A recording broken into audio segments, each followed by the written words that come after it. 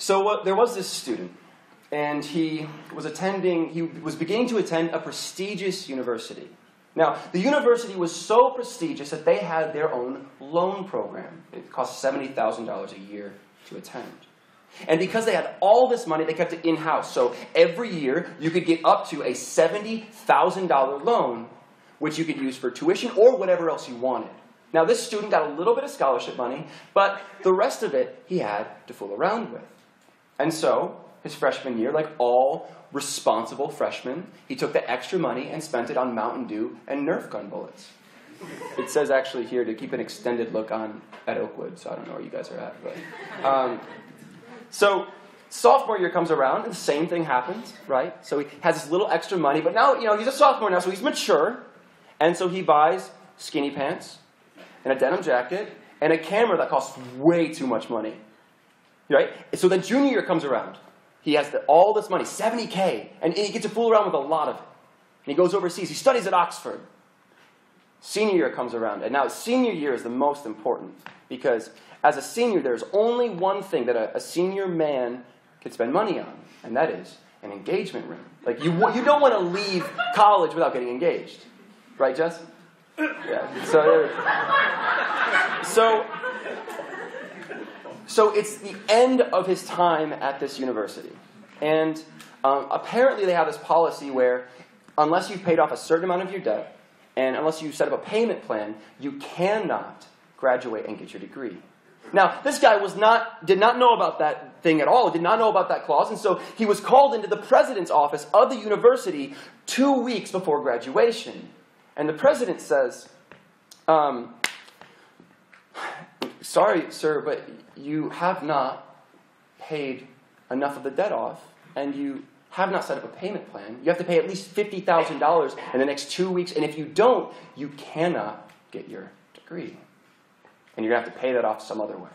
Now, he's pretty distraught because, everything's crumbling, right? How can he make money if he doesn't have his degree? Now, if he doesn't have a degree, the girl who's now his fiancée will probably break up with him because it more likely was about the money than anything else. And so, I'm just being honest, guys. Okay, that's what happened. Okay, I'm just being honest. So, he's distraught, and he's looking at this president, and he's starting to turn red, and he's starting to shake a little bit, and he's starting to quiver, and he starts sobbing. He starts breaking down right in front of the president of this prestigious university, sobbing like a little child. And after a few minutes of this, and I mean minutes, she has a little change of heart. She looks at him, and something clicked, something happened. Because she looks at him and she says, you know what? I am a president of this university. I have a lot of money that I'm given just because I do this job. And I'm willing to pay that debt so that you can graduate. And he's ecstatic, right? Like, think about it. Pres Chen came out and just said, hey, by the way, I'm going to pay off your student loans. Okay, not a used car we're talking. We're talking all of student debt gone, right? Okay? So he's ecstatic. He's jumping around. He's pumped. And he goes, okay. So you said you're going to pay the $50,000, but I still have to set up a payment plan for over $200,000.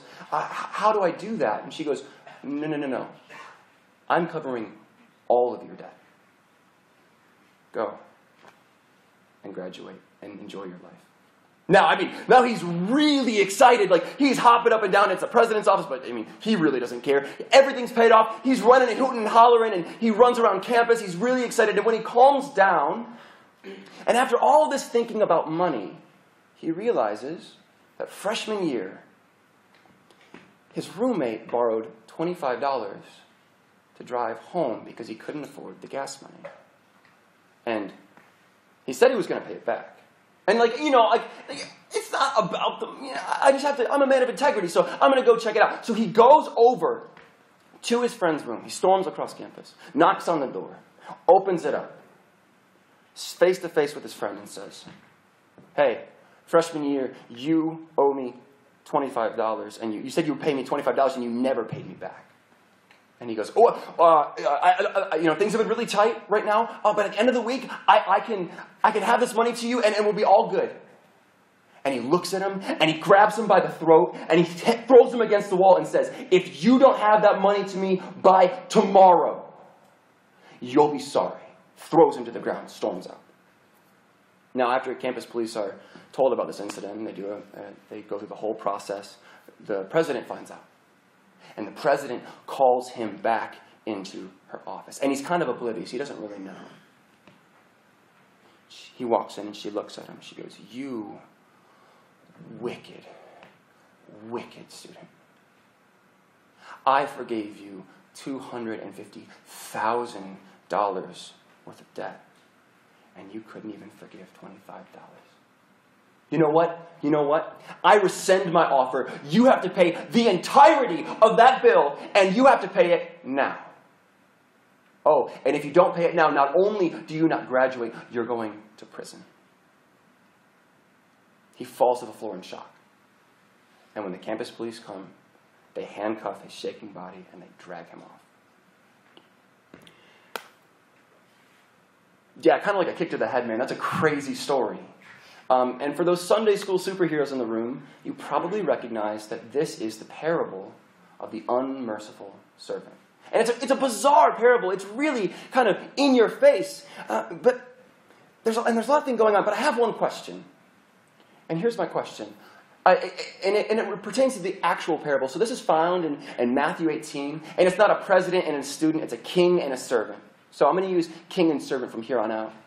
And in the parable, the king is obviously upset at the servant. My question is why? Why was the king upset? Let's look at, verse 27, Matthew 18 says, right here, it says, "The servant's master took pity on him, canceled the debt, and let him go." Guys, there was no contractual obligations here. There was no things that he had to do, and yet the king not only called him back, but he put the debt back on him and then threw him in prison. Why was the king angry? My guess is the king expected that moment of grace to so radically change that servant that it has to go unvoiced, that change would happen. So it's not about have to. It's not like this is what the student, the servant has to do now. It's about want to. It changes your desires. It's about want to. Want to? There's very few people who understand that joke. If you're a sophomore below, you have to ask them later. So, as Christians, we believe that we are saved by grace through what? Faith. Not by what? So that no one can boast. Now, this story shows us that there's the expectation that receiving grace changes us, or should change us. But there's a question that's asked by this parable, and it's a really honest one. Why wasn't the servant changed? And attached to this is another question that I think is really important for the people in here who have not, who have released everything to God. We're following, we're trying our best. Why do we still struggle? Why do we still sin? Those are the two questions I want to try to answer today. Sound good? All right. Let's start with another story.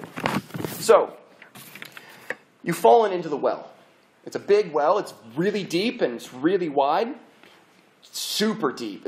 Deep and wide. It's deep and it's wide.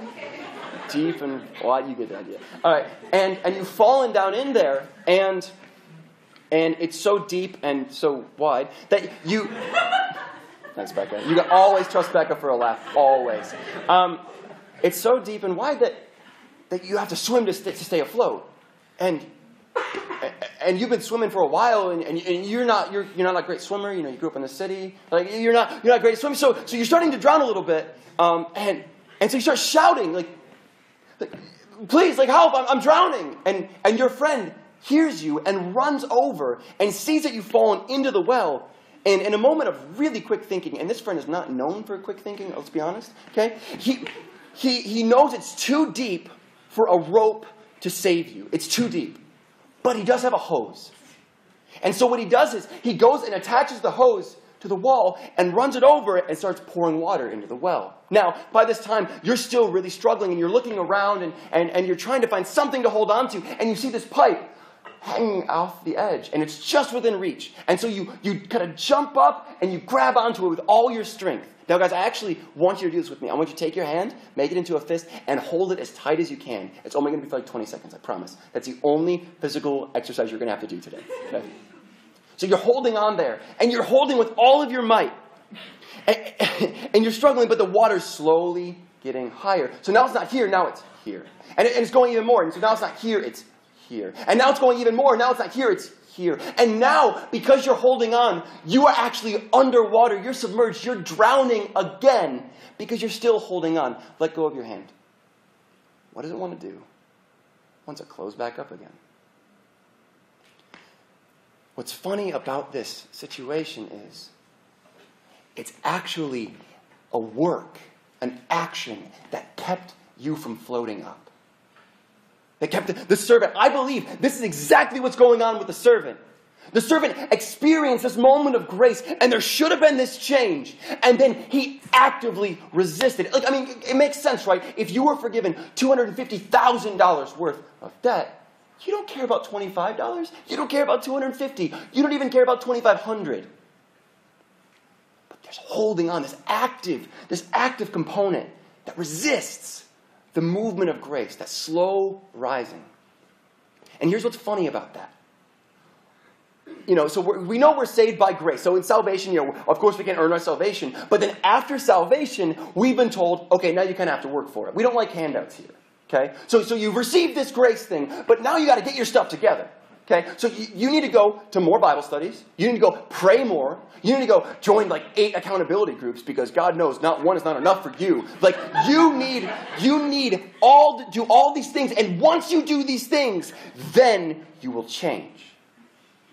So you're saved by grace and not by works, but you're changed by works. That is not the gospel. If you've received the grace of God, you have released from that pipe, and you are slowly rising up. Your friend throws down a little floaty thing, whatever, maybe arm things, you know what I'm saying? Like, make you look like you're muscly. Sorry, I just noticed that because I'm not muscly. So you're floating there, and guess what? So we had 2 questions, right? So why did the servant react the way the servant did? Well, because he was actively resisting that moment, that changing grace. You don't have to do anything. And if you receive this moment of grace, it will change you forever. But the second one is, Spence, I've given up everything. I've done it all.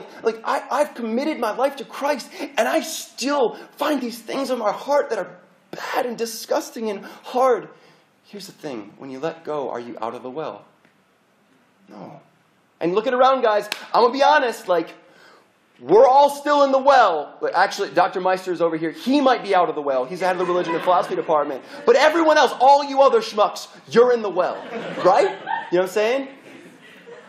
Here's the thing. Here's the beauty of that. Is the water shooting up? Is it a geyser? No. It's rising slowly.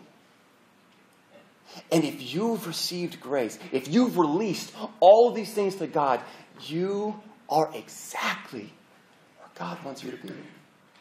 And all you have to do is trust that the water is slowly rising. See, so you don't have to climb up a rope. You don't have to parkour your way up the side. I'm sure there's some people in here who could do that. I definitely could not. Okay? You only have to release. And all of those other things, that the Bible studies, the prayer, that comes as a natural expression of receiving that grace. But that is not the means through which you receive it. That is not, you don't earn your way at all. And this is a beautiful thing. Guys, we walk around with so much shame and anxiety about not being good enough, right? Guess what? If you've released to God, if you said, God, you have my life, and I am trusting, and I am listening to your calling, what you're doing, and I have received, and I have met the sweetness and the beauty of that grace, then you will be slowly changed. And it is on God to change you. It is not your job. And that's so freeing, you know? But here's the difficult part. Friends, I've been on this campus for 4 years. I've seen it all. And I've seen how beautiful it is when you have released and you're following the guidance of Christ. But the problem is you lose control. You are not the thing that makes you rise. And that is scary. Because you can't say you earned it. You can't say that you're better than the next person because, well, I swam up a little bit faster than they did, You can't do that. All you get to do is receive the gift. Now, on one hand, that's a beautiful thing. You don't have to work for it anymore. You don't have to have all the anxiety and shame. You can simply rest in the fact that you are forgiven and so loved by God, and that is that. But if you're a control freak, like I am, it becomes a little bit more complicated. It becomes hard. You start resisting it, right? No, God, I kind of want to learn to climb up the walls a little bit. God's no, you don't need to do that. Just trust that the water's rising. And I believed this for so long. And then something really interesting happened. And when I mean interesting, I mean really hard. I'm going to be honest with you guys, all right? We cool? We cool with that? Cool. Guys, the last 12 months of this year, I have spent 10 clinically depressed. And it's not easy. Now, right now, I'm doing really well. We've got a good treatment plan. Everything's going great. But in the midst of those 12 months, I was doing nothing wrong, and I felt terribly. I was doing nothing wrong, and I had very little control. And I don't believe God causes that. I believe God functions within that and tries to redeem it as much as he can. And when God saw that situation, God showed me, hey, you're going to have to trust my grace on this one. You're going to have to trust that I'm doing a work in you and that I love you even though you are not experiencing that right now. And in those moments, I had to acknowledge that I was not in control because I did not have the ability to convince myself otherwise. The most dangerous seat in this room, the most dangerous person on this campus is a person who's doing just fine. Who can convince themselves that they can earn their way. And actually, by doing that, you miss out on all the joy and the peace that comes from a God that says, my yoke is easy, my burden is light.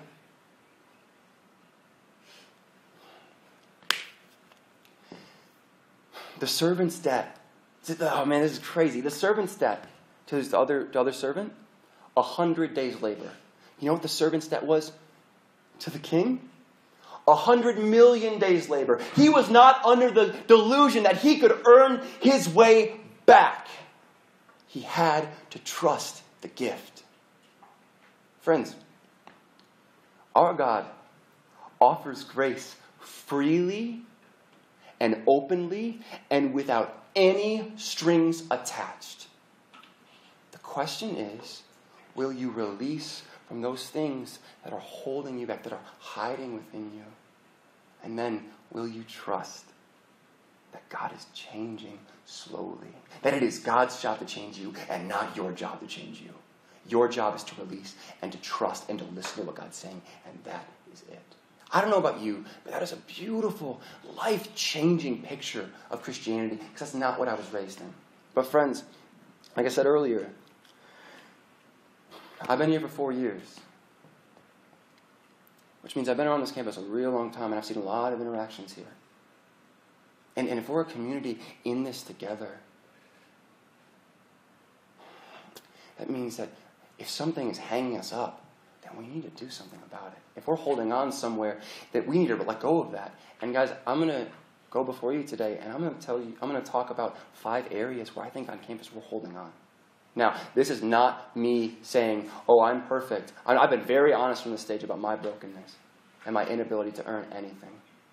But friends, as a community that cares about one another and loves one another and wants to see the kingdom here, there are moments where we have to reflect upon the areas where we're holding on and then let go. To the ladies on campus, I'm so tired of talking to my friends who are women and hearing about gossip and slander. Literally, almost every conversation I have with a woman on campus is, Spencer, you don't understand how toxic these storms are. You don't understand how hard a word of encouragement is to come by. How you can't trust people because people will not have your back. If we've experienced this grace, how can we slander another person who's made in the image of God? How? To the gentleman on campus. Guys, I've been saying this from up here since the first time I spoke. It is completely out of bounds for a Christian who is pursuing God to objectify anybody. I'm talking porn, guys. Like, how can we, if we've received this grace, if we have this life-changing moment with God, how can we pursue that? Now, guys, I've been honest about my struggle. Like, I've been honest. That's part of my story. Okay? So there's no judgment here. But how? Oh, and this is crazy, right? So this is the most important thing here. It's going to blow your minds. Do you know that women are sexual too? Yeah, they know. You're like, yeah, finally, someone said it. The secret's out. Hey, ladies, porn is just as much an issue for you as it is for guys. Okay? And if anyone has ever told you that that is a guy's sin and you are crazy or weird or disgusting for struggling with that, they're wrong. They're wrong. At the same time, do you know that there's freedom in Christ? Do you know that there's freedom from that shame, from that desire to find your worth in something that cannot satisfy?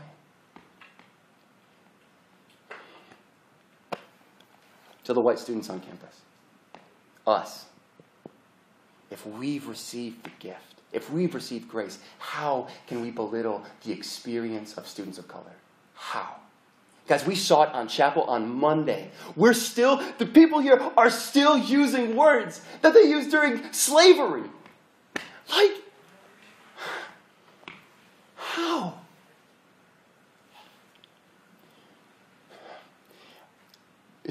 If we receive the gift, how can we not listen? How can we not look at an experience and validate and believe people when they say, for me it's different? Instead of saying things like, well, I mean, they just kind of clump together and, they're doing their own thing, and if they want to join community, they have to come to me. Really? Really? Is that a Christian posture? White students, like, we've been given a privilege that we must navigate graciously. To the men on campus, and this is the hard one for me. I've had too many friends who are women on this campus come to me and expose that they've been sexually assaulted. They've been raped by men on this campus. That is, if you receive the gift, how can you take advantage of anybody? How can you coerce anybody? If you've received the gift, if you've received this grace, how can you hold on to that? How? Lastly, to all of us, if we've received the gift of grace, the changing gift of grace, how can we hate any people group? How can we hate any people group? Friends, the experience of LGBTQ students on this campus is horrific. Horrific. It really is. If you've received the gift, how can we not go and listen and walk alongside and commit to seeing the image of God in those people because they bear God's image? And oh, by the way, I don't mean those people, I mean us. Us. Family. Every person bears the image of God. How can we defame that? So sorry guys, like words like fag, off limits. Off limits. Yeah, you don't think that happened. That happens here, guys. It happens. If you receive the gift, how? How? So, friends, that's really heavy. I know that. And I know for me, anytime I realize that I made a mistake, anytime I realize or seen a sin or something like that, my first posture was shame. I mean, God hates me, right? God hates me. I'm condemned. And before we end, I really think we need to rethink sin. If you have made any mistake, God never, ever condemns you, ever. Any mistake. God does not hate you. God has never hated you. God still delights in you, but God sees the better way, and it's like guys, this is better. What are you doing? This is so much better over here. And I would say that God isn't angry over some of these things, but honestly, guys, sexual assault, racism, bigotry, God's upset. God's angry. But that anger is never retributive. That anger is never saying, well, you made this mistake, so now you have to suffer. The anger is always, you have to fame the image of God. Let me show you. That's wrong. Sometimes hands are so used to sticking on that pipe that they have to be broken for them to fall off, to release. The nation of Israel, when they sinned against God, what happened? God sent them into exile. Not because he was punishing them. Not because he was like, well, I hate you now. It's because he said, this is the only way that they'll realize. This is the only way. And so God's heart is through and through restorative. Always. Always. And in certain situations, I think God's real angry. But I don't think that's the majority.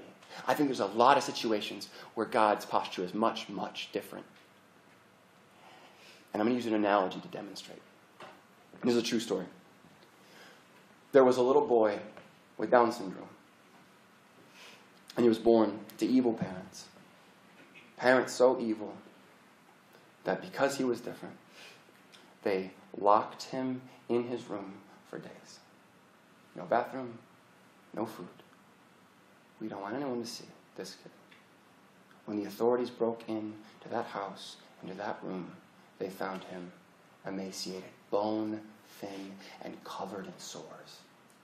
Feces all over the room. He had no means of cleaning himself. He was a child.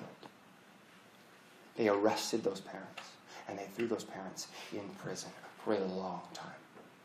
And they removed that child, that beautiful child, the image of God. And they placed him in a house with parents who loved him. And now, I'm not just saying trust me, guys, we love. I'm saying every waking moment was committed to demonstrating God's love for this child, their love for this child. This child is their world. Every minute. A few months went by, and they walk into the child's room when the child's not in there. Do you know what they find? They found food hidden in the room. My question is, how do those parents respond to that child? Are they angry? Do they be like, I can't believe this child that didn't trust us, trying to do it on his own? No. My child, I know you were born to those parents. I know they treated you terribly, but they are gone now. They are locked up. They have no power. And now you can trust us. Think about it, God. Is the parents mad at the child? I mean, think about the child's trying to do it on his own. The child is not trusting the parents. The child is resisting the very love that the parents have shown. Are they mad at the child? Never. Friends, when we sin, most times God's looking at us and going, hey, you can trust me. Hey guys, how many people in here, by show of hands, chose to be born with a sinful nature? That child did not choose to be born in that situation. Did not. But we have been redeemed from any situation by the overwhelming love of God. And every time, see, here's the thing, guys. Like, it's hard. I've never heard a sermon on how do we, like, I'm a Christian now, but I still mess up. I've always heard, be better, do more. Come on, it's not valid. It's not valid. You kept making mistakes. Friends, we're going to make mistakes, okay? You're in the well. You're rising slowly. Trust that God's grace is changing you, and submit and release to that voice. A voice that will never, ever forsake you. A voice that will never condemn you. And if there is a voice that condemns you, guess what? It's wrong. It's not from God. Guys, we're gonna close, and the band can come up. I just want to say, to the people in the room who are holding on to something, you don't have to live like that anymore. You don't. You don't have to trust on your own strength. Guys, we're weary. Instead, you can release and trust that God is changing you. You can release those things that do not leave you in freedom. Friends, I promise you, hiding food, keeping those things hidden, keeping those things hidden does not help anybody. In fact, we're just swallowing the poison. Release. So people who have committed and have released, but are doubting the process. Like, it must be my fault. I must be doing something wrong. I mean, I see all these other people, man. They're so righteous. They're so good. And I am not. Friends, God loves you exactly as you are now, today, this moment. You do not have to try any harder than that to earn that. Rest in that promise. Rest in